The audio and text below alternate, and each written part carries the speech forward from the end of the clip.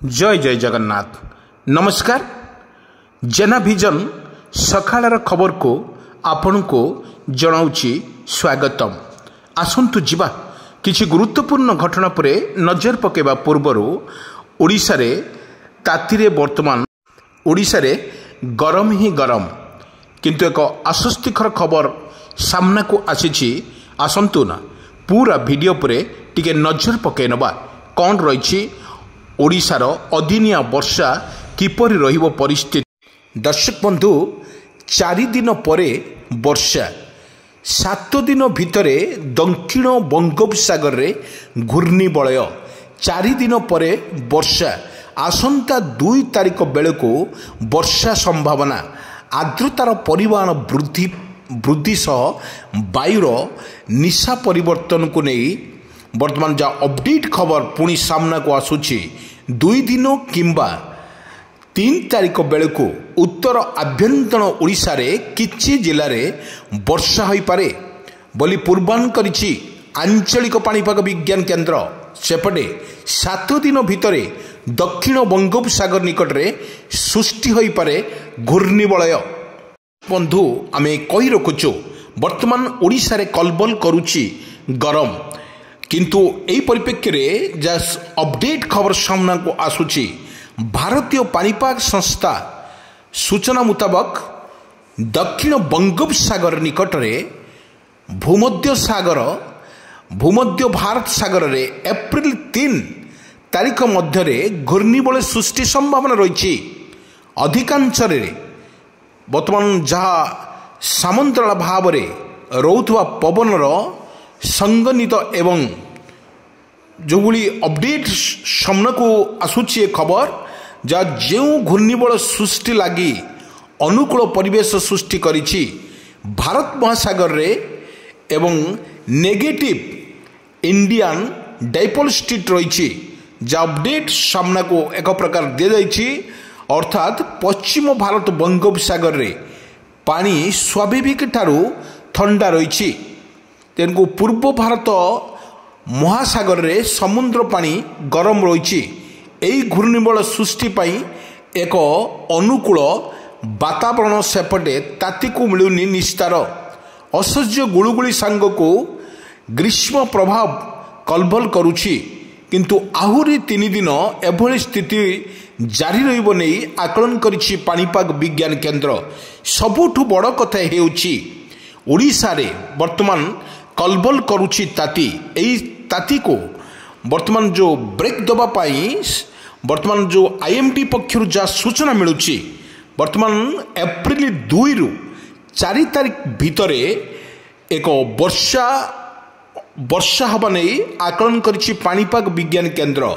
आसंतु दर्शक बंधु आमे देखिथिलु आपण माननकु लगातार भाव में 19 रु 25 तारिख पर्यंत काल बैशाखी वर्षा एवं अदिनिया वर्षा रे सबु सारकार हो सारा परे किछि दिन व्यवधान परे पुणी गरम ही गरम एवं जो बड़ी उत्तप्त सहर रही वर्तमान भद्रक जिला जो उत्तप्त सहर रही झारसुगुड़ा देखु पाखपाखी जिला मानकरे आपण देखंतु भद्रक कथा कहवा बालेश्वर कथा कहवा कटक कथा मध्य कहवा एपर मान वर्षा एवं अदिनिया वर्षा सबकिछि छाड़ी सारा परे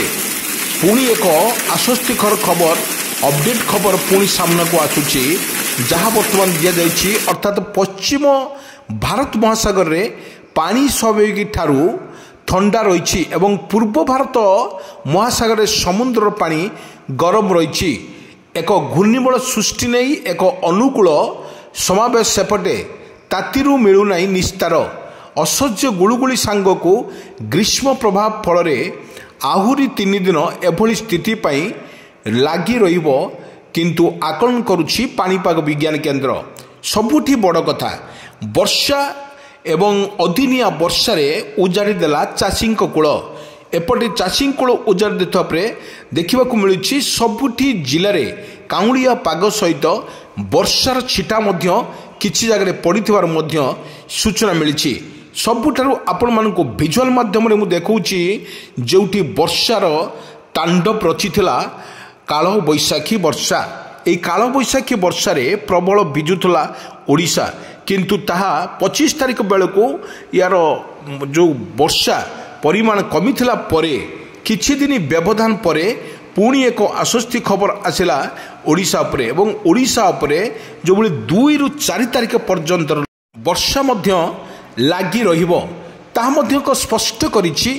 भारतीय पाणीपाग विज्ञान केंद्र। भारत महासागर रे नेगेटिव इंडियन डाइपोल स्थिति रही अर्थात पश्चिम भारत बंगोपसागर रे पानी कौन कनी स्वाभाविक ठारू ठंडा रही पूर्व महासागर रे समुद्र पानी गरम रही सेथि मध्यरु जदि आमे अपडेट खबर सामना को नबा ताहले एठी 3 खबर आसुची एबे जो बड़ी खबर आसुची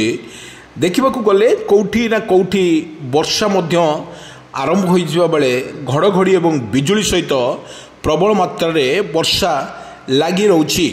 किंतु आकु अपडेट खबर आनिबा सामना को आसुची आपण अपडेट खबर पुणी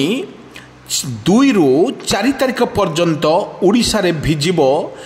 अदिनिया वर्षा एवं एई अदिनिया वर्षा किपरि भाबरे लोकंक क्षयक्षति करुच्ची ताकू देखा बाकी रहा जो अवशिष्ट आप भिजुआल माध्यम देखौची ई होची काल बैशाखी वर्षा लगातार भाव में वर्षा 2 रु 4 तारिख पर्यंत वर्षा रहिबो ता सहित घड़घड़ी एवं बिजुली मारिबार बहुत अधिका थिबारु सतपई सतर्क सूचना जारी करिछि।